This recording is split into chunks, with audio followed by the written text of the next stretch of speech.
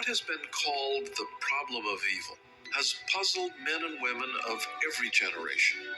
Why, in a world created by a loving and omnipotent God, are suffering, disease, and death inevitable facts? You see, a loving God could not possibly be the author of the horrors that continue every day and will continue as long as life exists.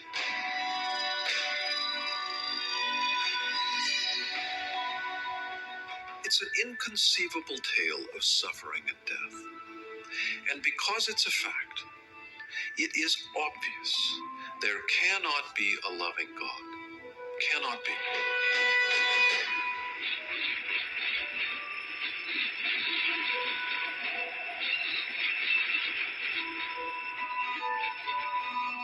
Early in my career as a journalist, I covered a lot of stories involving people who were living in extreme poverty and horrible conditions, or who'd been the victims of crime or terrible accidents. So I saw a lot of pain and suffering firsthand, and this became an issue that really resonated with me.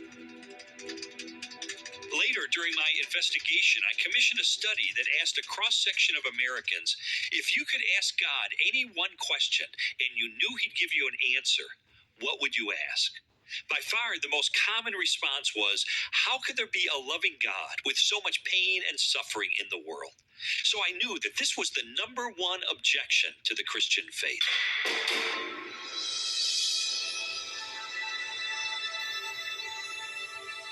What a lot of people don't realize when the problem of evil comes up is that everyone has to deal with it. This isn't just a problem for me as a theist.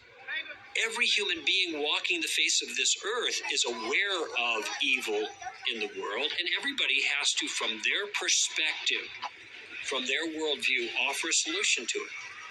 The real question is who's got the best answer in the context of their worldview. Which worldview has the best resources to help deal with this problem? And here I think the biblical worldview excels.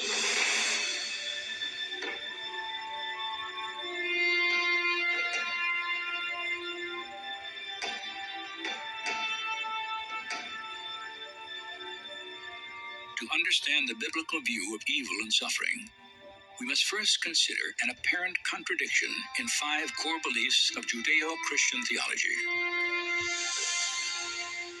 God exists. God is all good. God is all-knowing. God is all-powerful. And there is evil in the world. It appears that there's a conflict between God's goodness and God's power. If he was good, he'd want to get rid of all evil in the world. And if he is powerful, he'd be able to. But evil exists, and therefore he's either not good or he's not powerful. That's a pretty good argument. And I think the only way of answering it is to show that the terms are ambiguous. We don't fully understand what God or good or all-powerful or all-wise mean. We partly understand them. So we have to make some distinctions. Yours, O Lord, is the greatness and the power and the glory and the majesty and the splendor. For everything in heaven and earth is yours. You are exalted as head over all. There's a lot of confusion about what it means to say God is all-powerful. Many people think that means God can do anything.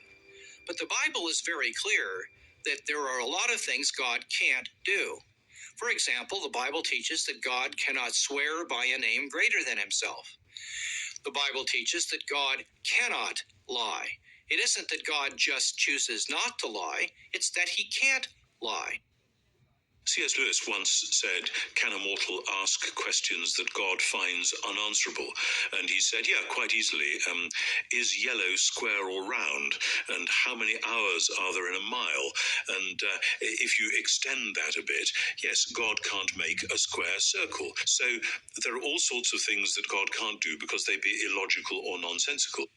So when we talk about God being omnipotent, what we mean is God can do anything power can do. But we don't mean God can violate the laws of logic and do something contradictory. God's power and the existence of evil are prevailing themes in the opening chapters of Genesis. In In the beginning, God created the heavens and the earth. And God saw all that he had made, and it was very good.